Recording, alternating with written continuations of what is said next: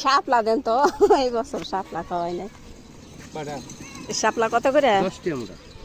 আচ্ছা একটা দেন দেখি। একটা না, দুইটা নেন, একটা খাইতে না আপনার তিনটা আপনার কম হয়ে যাবো, একটু হয়ে যাবো না?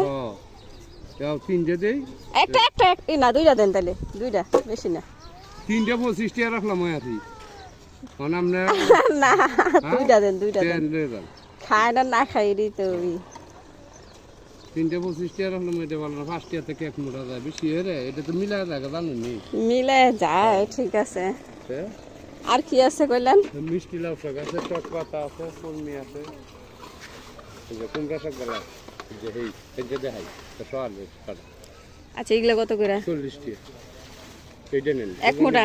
এক মোটা 40।